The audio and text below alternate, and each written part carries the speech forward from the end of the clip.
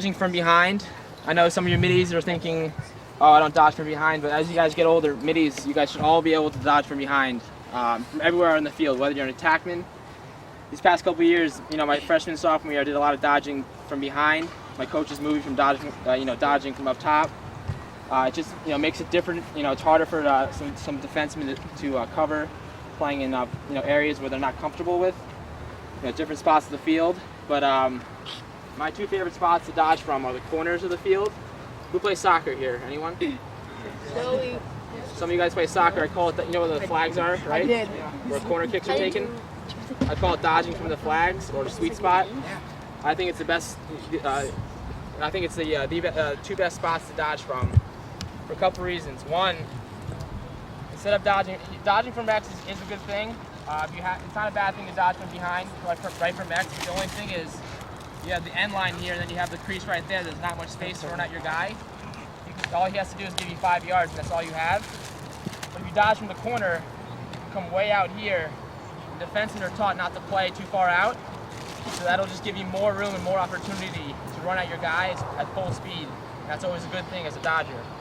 So I love coming from the corner of the field, either this side or that field, either this side or that side of the field.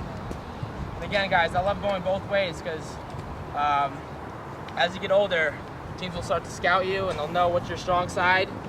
You guys have to develop your weak hand and make it just as strong as your strong hand. One of the biggest things I did when I was a kid, my dad had me out every day for 2 years straight. All I could do was use my left hand on the wall. Our neighbor actually had a brick garage. It was in our backyard, and they let us use the brick wall for a wall. And I did a wall ball for 2 hours every day, just for my left hand only. My dad wouldn't let me switch hands. Then my left hand became my strong hand. So then after those 2 years, when I went back righty, I felt comfortable with that because that's what I was born with, right? So guys, work on that weak hand as much as you can. Find a wall, go to your local, neighborhood park or high school. Just don't break any windows when you do it. I love dodging from this spot of the field. A lot of times you see guys do a split dodge. Again, when defensemen get older, they start having those long poles. I already see some of you guys with long poles. A split dodge can be dangerous because you're bringing the stick where? Across your body, right? So all the defenseman has to do is throw a quick poke check and you can lose the ball. So what I do, I call it the same hand split dodge, which is you just keep in your strong hand or that one hand the entire time, and all it is just a jab step with your opposite foot. So I'm going to jab one way, try to sell my defenseman, think I'm going low GLE or behind the net, and explode out of my dodge and get to GLE, get to the island top side. And again, guys, when I'm dodging, I'm sprinting into my dodge, and I'm sprinting even harder out of it. So when I do that jab step, I want to explode out of my dodge and try to get a step in my guy. And guys, so this is again what I'm going to end up showing you is getting to the island and doing a couple different moves. And what the island is 5 yards out from the pipe and 5 yards up, so it's right around here. And why do you think we want to get to the island, guys? Good place to shoot. Good place to shoot. Why is that? Because you have what? Better what? Angle. Yeah, so a lot of times you see guys come out of an inside roll, or they take a shot from here. What's going to happen? The goalie's hugging the pipe, right? Not much cage to shoot at. So when they come out of the roll, the goalie's right there, they're hugging the pipe, and you get stuffed a lot. So it's really important to get high enough and wide enough when you come out of the dodge. So again, but before I get to the island, I always want to do an initial move. I'm always trying to beat my guy from behind. And let's say I get a good move from behind, I get enough steps on him. All I want to do is just get high enough and take that shot, right? But what's going to happen when you guys, start to, come this close to the net? Slide. And what's going to happen? You're going to get hit. Corner of the field. I love dodging. I love dodging from here. I'm going to sprint right at my guy. I'm going to do a same hand split dodge. So all it is a quick jab step one way and explode out. I'm running right towards the island. I want to make sure I'm getting high enough. And again, let's say I get a good step on my defenseman, but what they're taught to do is get top side on you, get above you. So as soon as he overplays me, he gets too high. He's trying to make up that ground I have on him because I got a good step on him. He's trying to cover that ground and get high enough to get top side. I'm feeling my defenseman.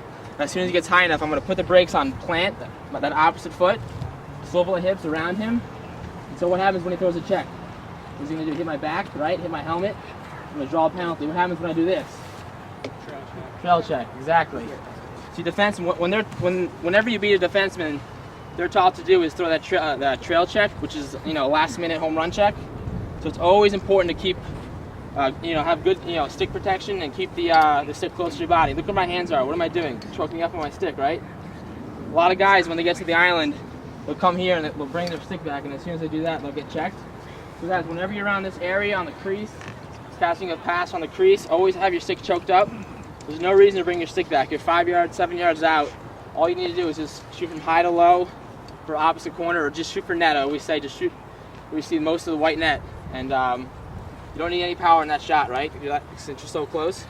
So again, I'm gonna drive hard, get to the island, plant that opposite foot, swivel the hips around, and I'm going right for that righty pipe. And then look where the stick is the whole time. I'm not switching hands, because as soon as I do that, I'm gonna throw the trail check. I'm using my body to protect the stick, and at the last second, I'll bring it back and fire for that opposite side. All goalies are, they're taught to hug the pipe, so that entire side will be wide open. And what is that one called? Inside roll. Sorry, I didn't tell you what that one was. That's the inside roll. That is my favorite move to do. That have a better outside shot. Again, I do an initial move from the corner of the field. I'm trying to get above my defenseman, and this is great. Let's say your defenseman's playing good defense on you, and if you have a good shot from outside, it's a great opportunity to get a good shot off on your defense. And what it is you take a step into your guy. Again, what area am I in? The island. You guys move back just a little bit. Sorry. Sorry. I guess I could show on that side too, but so I'm gonna take one step into my defense and make contact with him, and then point my stick to the sideline. Then my body will follow it, and take 2 more steps away from him, and then switch hands for the last second and fire a shot for that low opposite corner. And that's called the question mark. So if you were to draw my line, it would form a question mark. So again, all it is, I'm getting to the island, making contact, going in with him, getting him on his feet, pushing, making contact with my defenseman, and then pointing my stick to the sideline, running away from 2 steps, and then at the last second, switch my hands again to shoot. A lot of times you'll see guys will switch hands too early, because as soon as I do that, what happens? Trail check. So the last second, switch hands, turn, and shoot. The last one is the rocker step. This is a great move. Let's say in the beginning of the game, you did a couple inside rolls, you were roasting your defenseman, getting a bunch of goals on him with the inside rolls. What this is basically a fake inside roll. All it is you're faking, you're going to do the inside roll, and you keep coming with that strong hand top side. So it's a really good move to fool your defense. And so again, I'm driving hard to the island. And as soon as I get here, I'm going to sit here. I'm going to fake the inside roll. All it is, I'm just rocking in, and he's playing me like I'm going to do the inside roll. So he's playing out of position because he's not top side. So I'm feeling my defense. I'm going to fake the inside roll, and then keep coming across top side and shooting like that. So this time, again, this is why I love dodging from this part of the field, because you can either go above the cage from here or use the back of the net to your advantage. Right now, the net's not really tied up like it would be in a game, but some nets are tied tight, so defensemen have to jump over it. And as soon as he jumps over it, I'm going to use that to my advantage and use a hard change of direction. We call it COD. That's how you say it for short. If you guys ever hear COD, it means change of direction. It's a good term to know as you guys get older. So again, let's say this time I do a left to right split, I dodge hard. I'm reading my defenseman, guys. Dodging is all about reading your defenseman. You're waiting for him to make the mistake. Again, I'm going to use the back of the cage to my advantage, because he has to worry about that and me at the same time, which is very difficult, especially for defensemen at your age, and even now at my age, in the MLL and in college, defensemen had a lot of trouble focusing on myself and also the back of the net. So I'm dodging hard, and as soon as he jumps over the back of the net, I'm going to plant hard my right foot and use a hard change of direction, explode out of my dodge, come back the other way. And he's already on the other side now. He needs to jump back over. By that time, guys, you guys are already there. All you have to do is come around and turn the corner. What might happen? Slide. You might take a hit, right? Yeah. Yeah, but you'll score though. So that's definitely always worth it. So let's say my teammate, my midfielder, or someone took a shot out of bounds. I chased it. This is my favorite time to dodge, when after a good shot, I chase it, pick up the ball up, and this is my time to go. What I do is I'll just do a quick same hand split dodge. So quick jab step. I'm sprinting, guys, this whole time. Right now I'm not, but in a game, I would be sprinting as hard as I can to get to that island or to turn the corner and shoot. And again, this defenseman's on his, I'm getting him on his toes.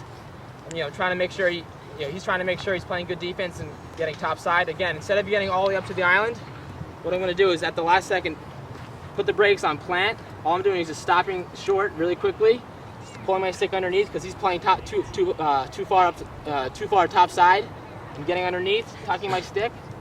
The last second, bring it back,